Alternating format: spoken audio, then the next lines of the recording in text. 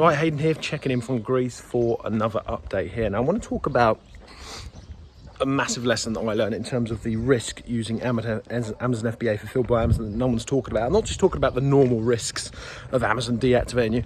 I'm talking about the detailed risks of scaling using Amazon FBA. So let's dive straight into it.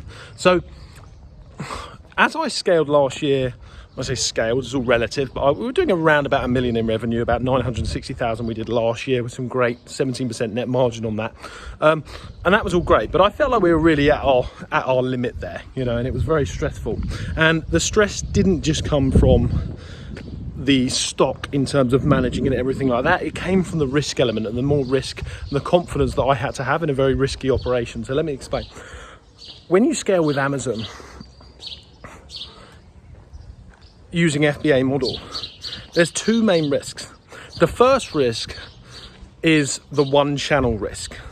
And you have to have a lot of confidence to say that you can order 50,000 items, right? Let's say if you want to scale up and you want to meet 3, 4, 5 million, we would have had to invest £300,000-400,000 more in that year on cost of goods, of stock, to scale that business. And that's fine, happy to do that. Here's the issue. Even if you're getting good sales from Amazon, let's say that they dropped off. Let's say that Amazon removed your listing or suspended your account for a bit, right? You are then left with all of that stock that you can't sell on another channel because you haven't set yourself up for sale on another channel, TikTok Shop, Shopify, etc. So what that does is reduces your confidence. All of your eggs are in that one basket, and it's fine to have all your eggs in one basket, I truly believe, until you reach scale. When you reach scale, you need to be de-risked, actually, to have the confidence. Sometimes this is a subconscious thing. You need that confidence to say, what happens if Amazon suspend me and I'm stuck with these 50,000 items? You need to have confidence you can get rid of them. So that's one thing, you know, the other sort of channel.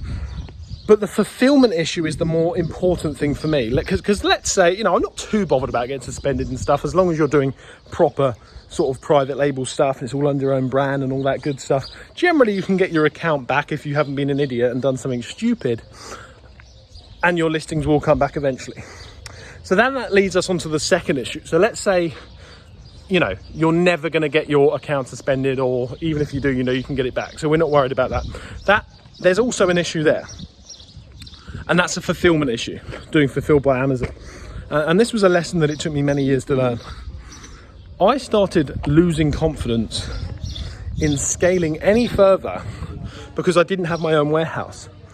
And that's not just to make it easier for the operational stuff, to have your own systems and procedures, especially if you're doing something like bundles, many moving parts. You want that in-house, I believe, as you scale to over 700,000 to 800,000 a year. But the major risk with that, doing FBA, is that if they suspend you, even temporarily, especially if you've got expiries on your products, then you're losing all that stock. And to scale using FBA, you have to risk a lot in another company's hands. You're essentially trusting Amazon. As we know, the customer service isn't great, and basically you're trusting a bad friend that is really bad at customer service to look after your stock, right? They could put that into stranded at any point. You could have issues with that listing at any point, even if it's not your fault.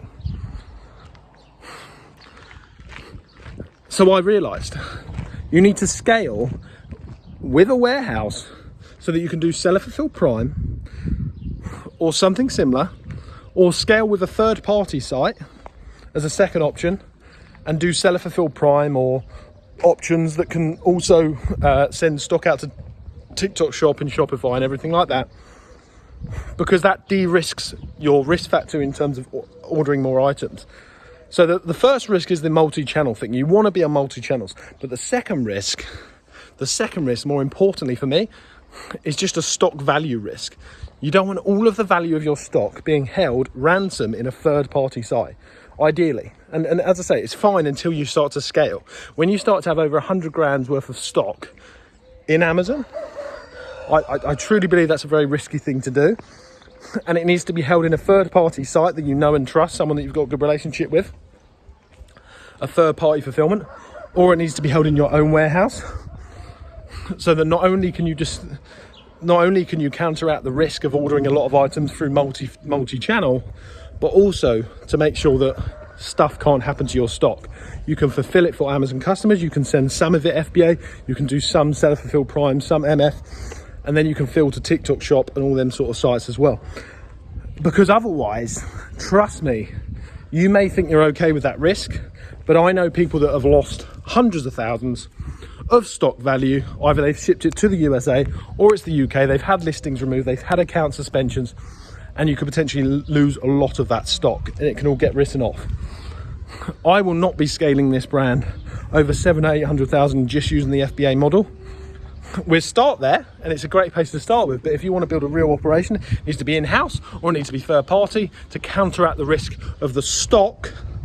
You need to have that stock availability at all times, and you need to be able to sell it on other platforms if something happens, and then that equals a lot of confidence in your operation, in your skills, and in your business, so that then you can go ahead and order the 50,000 units. It's not telling you to do that, by the way. I'm just saying if you're in a position to and your forecasting is looking great, then it counteracts a lot of the risk. So that's one major lesson that stopped me from scaling my old brand that I've just sold any further. I just really think it's important to be more in control as you start to scale up, so you can take them bigger risks with having ways out if it all goes wrong. My name's Hayden. Speak to you soon.